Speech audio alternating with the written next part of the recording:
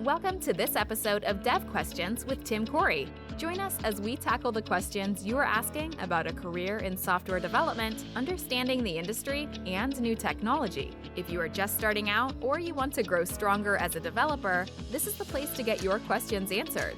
Now, here's your host, expert developer, and online educator, Tim Corey.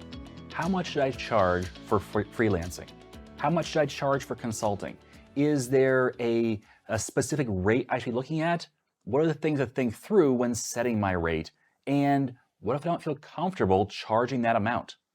These are the questions that were asked on the suggestion site, and I thought it'd be a great time to address it in today's episode of Dev Questions. Now, if you have a question, go to suggestions.IAmTimCorey.com and ask your question there. Hopefully, you'll see it in a future episode of Dev Questions. Now, let's talk about setting your rate as a consultant. There are a lot of things to think through, but the very first thing I want to make sure you realize, it should probably be higher than you're thinking.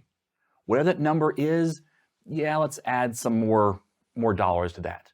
We're not talking dollars today, of course, your currency of choice, but let's talk about why we should set our rate higher than you think. Now, I have done consulting on my own. I have done consulting with a company. I have worked on the side as a consultant. I've done a lot of time working as a consultant, and I've learned quite a few things through that process. So the first thing I want you to think through is the fact that you should budget for earning your consulting fee 10 hours per week, max. That's your budget. Now, you want to do more than that, but you want to budget for 10 hours per week, which means that when you set your rate, you need to be thinking about what's the end salary I want, and can I get that on 10 hours per week? So for instance, if you set your rate at $50 per hour, which seems like a lot, but you then budget on 10 hours per week, your end amount that you will have earned in that year before taxes, before anything else, just your gross amount would be $25,000. Doesn't sound like a lot now, does it? And why do I say only plan on 10 hours per week? Well, because consulting isn't like working at a job. It's not like usually you have 40 hours worth of consulting every single week, especially not at first. Often what will happen is you will have some weeks where you have 80 hours of consulting to do in that week. And then you'll have weeks or even months where you have no hours of consulting. You see, as a consultant, you are not just the person doing the job of software development, or whatever you're consulting in. Instead, you're also the marketer. Who goes out and finds new jobs? You do. And then you're also the salesperson. Who goes and talks to the customer and figures out what a job might look like and how much time it might take? You do. Who sets up contracts? Probably still you. Who works with the bookkeeping? Again, you. Now, all these things can be outsourced, and when you can, that's a great thing to do because it takes a lot of stress off of your plate. But especially when you're first starting out, that's not really a possibility. You don't have the resources usually to do that. But as you're thinking through those things, think through, what do you get paid for in those? You don't get paid for doing marketing time. You don't get paid for doing sales time. You don't get paid for writing contracts. You don't get paid for following up when they don't pay. You don't get paid for doing your bookkeeping. You don't get paid for doing your taxes. You don't get paid for cleaning up your office or getting new equipment or fixing the problem in your computer that caused it to crash overnight. You don't get paid for any of those things. You get paid when you are working on the job for a customer. So all those things take time, but you don't get paid for them. Therefore, you need to budget that into your overall time. Otherwise, if you start budgeting for 20, 30 hours a week of consulting, well, now you're expecting or planning, even unintentionally, you're planning for 60, 70, 80 hours a week of actual work. That's just too much. it's overloading, and it's going to burn you out very quickly. So I would encourage you, plan for 10 hours per week. Celebrate when you get more than that, but plan for 10 hours a week. So that's the first thing. Next, I want you to think through when you're setting your rate that you don't get every dollar of that rate. If you charge $100 per hour in the United States, you need to plan for getting $70 per hour after taxes. And you have to make sure you reserve that $30 per hour separately so you can pay your taxes when they come due. Other countries, obviously, are different, but you need to think through, when am I going to be taxed, how much am I going to be taxed, and then can I afford to live on the rest? So again, your hourly rate may be to the customer $100, but now you're talking about $70 to yourself. So think that through when you're thinking through how much you want to make at the end of the year. Next up, I want you to think through the idea of not having work. How scary is that? You don't want to be constantly stressed out at work. You don't want to be thinking about how you can't afford to pay for food for your kids. You don't want to be thinking through how you can't afford to live if you don't have one more job coming up right now.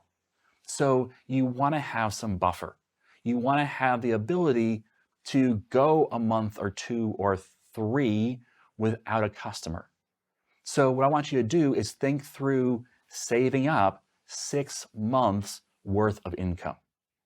Whatever you decide, this is the income I need, make sure it's a little more than that. Make sure you have some wants covered and some emergencies covered in there as well, but 6 months in the bank that you don't touch. Make sure that you have that money set aside so that if anything goes wrong, you can still pay the bills and you can still move forward.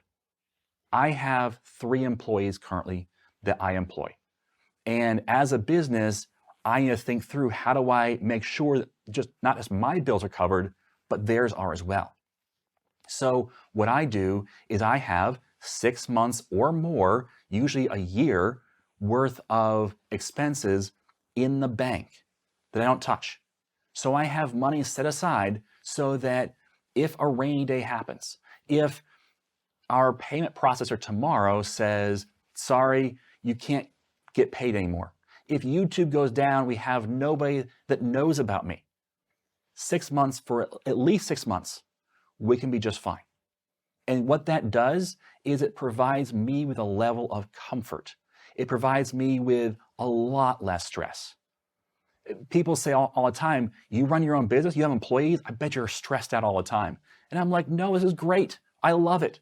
And the reason why is because I am not worried. And one of the ways I do that is by removing the worry of money. So I make sure that I have that savings set aside. That way, if we have a bad month, not the end of the world. We learn, we adjust, we grow. And that way, if things don't go right or have a big expense come up, it's okay. We can do this. And we intentionally make decisions about our finances based upon reserving that money. So there are things that we could do as an organization that we don't do yet because we can't afford it. And yes, we could afford to write the check tomorrow to do that, but by doing so, we endanger the reserve. And if we endanger the reserve, well, now I have more stress. And if a bad month happens, we have even more stress. So take that stress away, make sure to save up. I recommend 6 months worth of the income you need, plus emergencies, and keep that, don't spend it. And you may say, well, Tim, I want to grow, and it takes money to grow, and I need to invest that money. Don't do that. Grow slower. Take your time. Because even though you might grow faster by using that money, if you do, you're also putting more worry on your shoulders. You're risking more. Don't do those risks. Take the time to set aside that money, grow more slowly, and ensure that you will have less worries going forward. Next up, don't forget to save for vacations. Often when you get into consulting, you think through, I have 52 weeks. I have 52 weeks in this year, and if I earn, $50 an hour and it's 10 hours, and you start thinking that through, that's $26,000 over the whole year. Don't think that way. Think through, I'm going to take some time off for Christmas. I'm going to take some time off in the summer to spend time with my family. I'm going to go on a trip. I'm going to have some days where I don't feel well. Think through those things and make sure you build that into the schedule. It helps that you're only planning on 10 hours per week, but still think through maybe 50 weeks a year, not 52. Or maybe 48 weeks a year, not 52.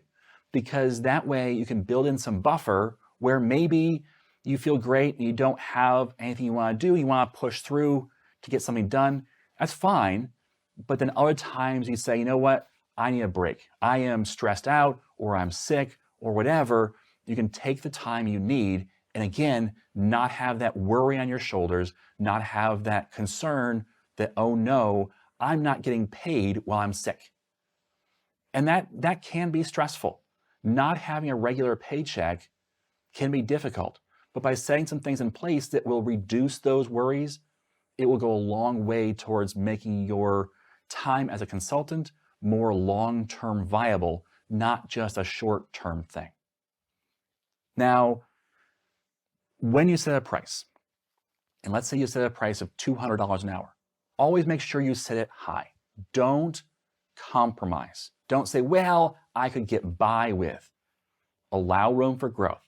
So if you say, you know what, I want to make at least $100,000 this year, that means I need to charge $200 an hour, and I need to do at least 10 hours per week of consulting that I get paid for. When you set that, make sure you set it where it needs to be. But then there may be people that come to you and say, well, can I get a discount? I would hesitate to ever give a discount. People love to have a discount, and it makes you feel good. It makes you feel like, hey, I'm helping you out, and it's still a lot of money. Be careful. Unless they're going to give you a significant amount of work, I would not give a discount. But let's say a company comes to you and says, hey, we want you to work 20 hours a week for us for the next 6 months. Will you give us a discount? Well, start thinking through. You have less marketing to do, you have less sales to do, you have less contract work to do, and you have a more consistent income. That makes sense for you, and it makes sense for you to say, yes, I can give you a discount, because you're counting on 10 hours per week, not 20. Now, don't give a discount down to the 10-hour rate. So don't say, oh, it's $100 an hour now, because then you're breaking even. That's not a great thing. Also, when you have a long-term customer like that, that can very easily hurt you in the very long term. Because maybe you stop doing any kind of sales work. I've got enough work already. I need to just do this and not do anything else. Well, what happens when after 4 months they say, yeah, we need to cancel the contract? Well, first of all, you should have some things in your contract that say you still get paid for the 6 months. But second of all, even if you wait till the 6 months are over and they say, yeah, we're done, well, now you have nothing. Now you have to start over again getting new customers. Hopefully you've kept some customers in the pipeline. Hopefully you've been doing other things besides that one customer. Otherwise, you get dependent on them in a way that can hurt you long term. But let's say they come to you and say, we want 20 hours a week. We want it for 6 months. We're going to put it in writing and guarantee you this much.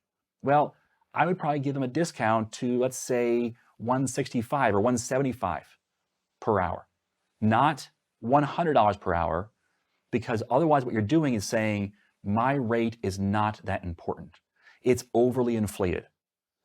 Instead, what you say is, my rate is very valuable, but so is a long-term relationship. So I will give you a discount, but that discount is going to be a percentage, a smaller percentage of my overall fee. So maybe your percentage is 10% off or 15% off. Well, 15% isn't that big a deal on $200. That's $30 per hour. And yet it seems like a significant amount to the person that is purchasing, because you have made a concession. You said, yes, I understand the value of what you're offering, and so I will offer you some value back. So it becomes a win-win because now you are getting more than your $200 at 10 hours a week. You're getting $170 at 20 hours a week. And so you're making a significantly more than you would with other customers, and you're having less stress because you're doing one customer, not multiple, and so on. So there are some value to giving a discounted rate, but do not slash your prices. Do not give a discount to every customer who asks. Have a set amount. Say, if you can guarantee me 12 hours, 15 hours, whatever that hour number is per week, set it high, let's say 15 hours. If you can guarantee me 15 hours or more per week, I will give you 5% off. If you can guarantee me 20 hours per week or more, I will give you 10% off. And if you can guarantee me 30 hours per week or more, I will give you 15% off. Something like that where you have set rules in place. Otherwise, every customer will ask and every customer will have a different rate, and then you have to track it and make sure that you pay attention to that long term. Now, that's how you set your rate, and make sure you set it high. But then you need to think through long term. Let's say 2 years, 3 years down the road, what are you doing with your rate? Well, your rate should change. Your rate should not be the same. For one, inflation happens. But then for two, your skills have improved. You have 2, 3 more years of experience as a consultant. Your rate should reflect that. So don't be afraid to set your rates. Be upfront about it. My rates change every year. So in January, my rates will go up. And maybe tell your customers that. And so when they sign a contract, you could say, hey, if you want to sign a 2-year contract and lock in your rate, we can do that. That way, you're giving a discount without giving a discount because you're setting your rate and saying, this is what it's at. Now, don't do that for 10 years, 20 years. Lock your rates in for short periods of time, not very long periods of time. But now, with that locked in rate, the customer can feel comfortable saying, I'm getting a discount or a deal by locking in now and having a long-term experience with this consultant. So don't be afraid to raise those rates and use that as a benefit or a bonus, not just a bad thing. Tell them right up front, this is my rate for this year. It will go up in January. Set that expectation right up front. And then you can have contracts where you say, this rate is locked in for the length of this contract, which is 1 year, 2 years, 3 years, whatever that contract length wants to be. All right, so that's how I would go about setting rates for being a consultant or a freelancer. I hope that answers your question. If you have more questions, feel free to go to suggestions.IAmTimCorey.com and ask them there. Thanks for listening. And as always, I am Tim Corey.